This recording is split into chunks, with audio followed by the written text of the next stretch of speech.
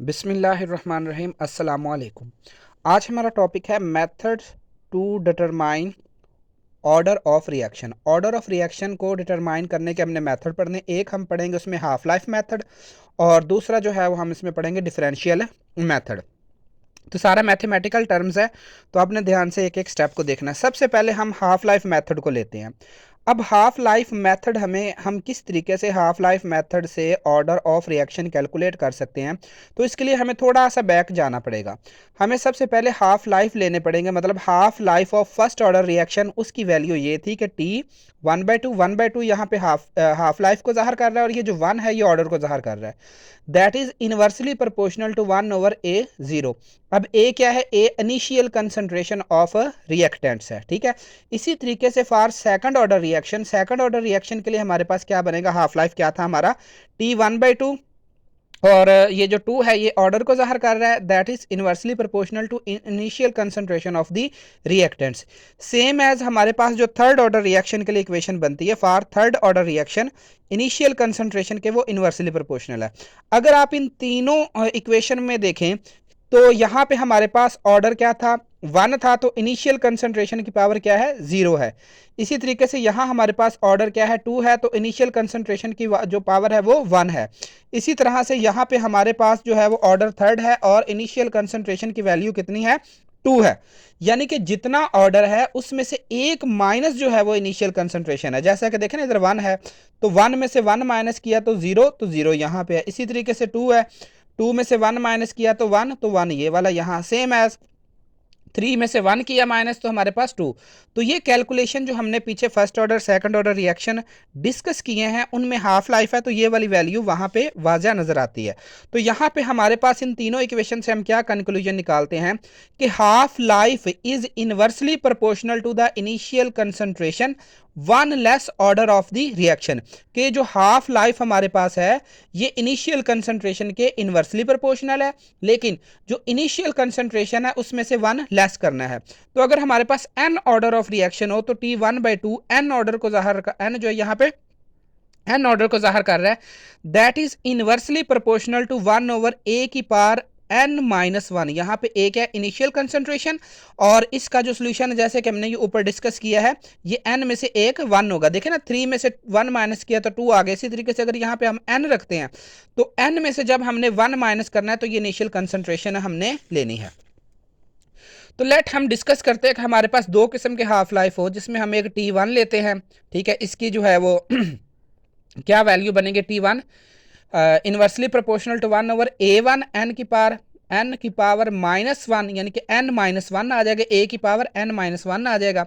तो हमने ये साइन को इरेज किया और क्या लेकर आए? एक k क्या है? कांस्टेंट आ जाता है, ठीक है। इसी तरह से T2 के लिए हमारे पास ये वाली बनेगी। तो T2 जो है k डॉट 1/A2n-1 बनेगी। अब ये हमारी, हम कह लेते हैं कि this is our equation 1 and this is our equation 2। अब हमने क्या करना है?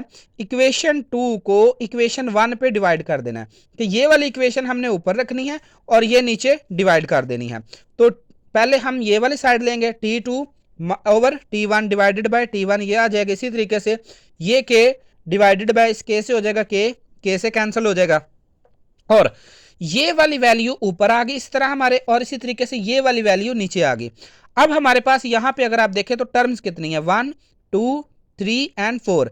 तो मैथ के रूल के मुताबिक जो 1 होती है वो 4 से मल्टीप्लाई करती है और जो 2 होती है वो 3 से मल्टीप्लाई करती है। तो ये वाली वैल्यू जब इससे मल्टीप्लाई करेंगे तो ये ऊपर चली जाएगी। इसी तरीके से ये वाली वैल्यू जब हम इससे मल्टीप्लाई करेंगे तो ये नीचे डिवाइड हो जाएगी। अब इन दोनों में देखें कॉमन क्या चीज़ निकल रही है? इन दोनों में हमारे पास A1 और A2 तो डिफरेंट है, लेकिन n-1 इन दोनों की पावर सेम है। तो ये हमने ऊपर अलहदा कंबाइन फॉर्म में लिख लिया और इसको हमने कह दिया इक्वेशन 3। अब इस इक्वेशन 3 का हमने लेना है लॉग। तो जब हमने क्या किया? टेकिंग लॉग ऑफ इक्वेशन 3, दोनों तरफ हमने लॉग ले लिया।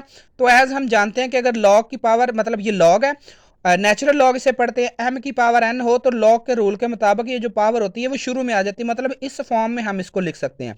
सेम हमारे पास यहाँ पे आप देखें तो लॉग की जो पावर है वो n-1 है, ये इसी तरीके से यहाँ पर शुरू में आ गई। अब हमने क्या किया, इस इक्वेशन को रीअरेंज कर लिया, इसको इधर लिख लिया और इसको इधर लिख लिया। तो हमने क्या मालूम करना है, ऑर्डर मालूम करना है। तो ये वाला जो है, ये वाली टर्म इधर मल्टीप्लाई हो रही है, इसको जब हम इधर लेकर जाएंगे तो ये डिवाइड हो जाएगी। इसी तरीके से n-1 बच गया इधर, ठीक है। तो जो -1 है इसको जब इधर लेके जाएंगे ये क्या हो जाएगा, +1। तो ये हमारे पास हम हाफ लाइफ मेथड से ऑर्डर ऑफ रिएक्शन कैलकुलेट कर सकते हैं। किस तरह कि हमने क्या करना है, दो हाफ लाइफ यहाँ वैल्यू पुट करनी है और इनिशियल कंसंट्रेशन पुट करनी है। अगर n की वैल्यू आ जाती है 0 तो ये हमारे पास क्या आ जाएगा, 0 ऑर्डर रिएक्शन, ठीक है। इसी तरीके से अगर n की वैल्यू आ जाती है हमारे पास 1 तो क्या हो जाएगा, ये first order reaction. Same as इसी तरह से अगर n की वैल्यू आ जाती है हमारे पास 2 तो ये हो जाएगा सेकंड ऑर्डर रिएक्शन, ठीक है। और इसी तरीके से अगर n की वैल्यू हमारे पास आ जाए 3 तो ये हो जाएगा थर्ड ऑर्डर रिएक्शन। मतलब यहाँ पे जब हम कंसंट्रेशन वगैरह की वैल्यू पुट करेंगे तो पुट करने के बाद हमारे पास जो आंसर आएगा वो क्या आएगा, ये आएगा। अब देखें, सबसे पहली बात तो ये चीज़ ध्यान में रखनी, क्योंकि +1 हो जाए, अगर ये सारी टर्म 0 भी हो जाती है तो फिर हमारे पास क्या आता है, +1। क्यों, 0 + 1 = 1। तो इसका मतलब ये है कि जो हमारे पास ये जो हाफ लाइफ मेथड है ये ऑर्डर ऑफ रिएक्शन यानी कि 0 ऑर्डर ऑफ रिएक्शन के अलावा बाकी इन तीनों ऑर्डर को जो है वो एक्सप्लेन करता है। अब दूसरा मेथड देखें, वो है डिफरेंशियल मेथड। इसको वांट हुफ ने इंट्रोड्यूस करवाया था, तो इसलिए हम इसको कह सकते हैं वांट हुफ डिफरेंशियल मेथड, ये इस नाम से भी जो है वो जाना जा सकता है।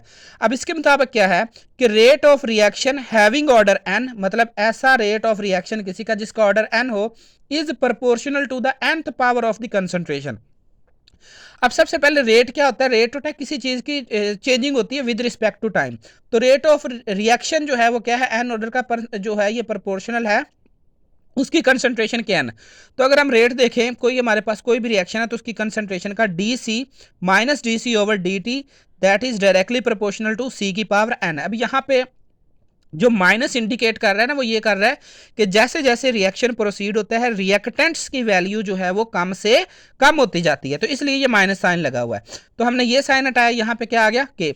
सो डूइंग एक्सपेरिमेंट ट्वाइस, अगर हम 2 मरतबा एक्सपेरिमेंट करते हैं तो हमारे पास 2 किस्म की कंसंट्रेशन की वैल्यू आ जाएगी। एक -dc1/dt that is equal to के c1 की पावर n, इसी तरीके से dc2/dt के C2 और Cn। अब हमने क्या करना है, इन दोनों इक्वेशंस को सॉल्व करना है मजीद। तो इसके लिए सबसे पहले हम दोनों इक्वेशन का सेपरेट लॉग लेंगे। तो taking log of 2 and 3 from 2 से हमारे पास क्या बनेगी, ये वाली है 2 रकम, ठीक है।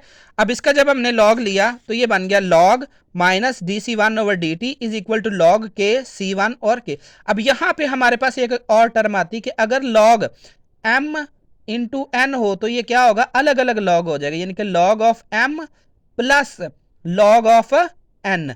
तो इसी तरीके से ये दोनों टर्म आपस में मल्टीप्लाई हो रही है, लिहाजा इन दोनों का लॉग हमने क्या लेना है, अलग अलग लेना है, log k और log c। ये वाली साइड इसी तरीके से हमारी रहेगी, ठीक है। अब इसको सॉल्व करना, फिर अगेन अभी पीछे मैंने बताया भी है कि अगर ये पावर है, पावर शुरू में आ जाएगी तो log k plus n log c, तो इसको हमने क्या कह दिया, ये हमारी इक्वेशन 4 आ गई। फ्रॉम इक्वेशन 3 से हमारे पास क्या है कि ये रही हमारी इक्वेशन 3। अब इसका हमने लॉग लेना है, तो जब हमने इसका लॉग लिया तो क्या आया, log -dc2/dt that is equal to log के c2 की पावर जो है वो n आ गई। इसी तरह से जैसे हमने ऊपर परफॉर्म किया, इनको सेपरेट कर लिया, सेपरेट करने के बाद ये n जो है वो शुरू में आ गया। अब हमारे पास एक इक्वेशन ये 4 बनी, ठीक है, और इसी तरह से एक इक्वेशन हमारे पास ये 5 बन गई। तो सब्सट्रैक्टिंग इक्वेशन 5 फ्रॉम 4, इक्वेशन 4 से इक्वेशन 5 जो है वो हमने सब्सट्रैक्ट कर देनी। तो पहले हमने इक्वेशन 5 लिखनी है माइनस फिर इक्वेशन 4। तो इसी तरीके से दूसरी टर्म जो है वो log n log k plus n log c2 minus ये सारी रकम क्या होगी, माइनस, यहाँ पे log k के साथ कैंसिल हो गया और ये वाली टर्म हूबहू बहू ऐसे आ गई और इधर वाली वैल्यू हमने वैसे की वैसे लिखी। अब इसको इधर लिखना है, इसको इधर लिख लेना, ये इस तरह से भी सॉल्व हो जाएगी, ठीक है। ये नहीं कि ऐसे नहीं सॉल्व होगी, लेकिन सिर्फ और सिर्फ सिंपलिसिटी के लिए जब आप इसको इधर लेकर आ रहे हैं, इन दोनों में यहां पर भी n है और यहां पर भी n है, दोनों में से कॉमन ले लिया n, अंदर बच गया log c2 minus log c1, तो ये हमने इस तरह लिख दिया। इसी तरह से ये वाली वैल्यू देखें, कि ये प्लस में है। प्लस में कैसे कि ये जो माइनस था इधर बाहर आके प्लस हो गया, और ये वाला माइनस जब बाहर लेकर आया तो इसने सारी रकम को क्या कर दिया, माइनस कर दिया। तो हमने प्लस वाली पहले रकम लिख ली और माइनस वाली बाद में लिख ली।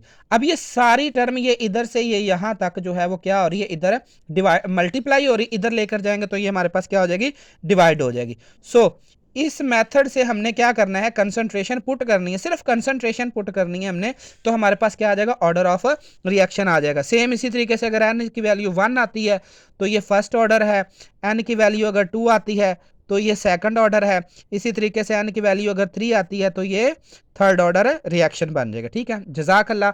अगर आपको ये लेक्चर पसंद आया तो प्लीज़ सब्सक्राइब माई चैनल, और अपने फ्रेंड्स को भी जो है वो वीडियो शेयर ज़रूर कीजिएगा। जजाक अल्लाह। अल्लाह ताला आपके और मेरे इल्म में इजाफा फरमाए।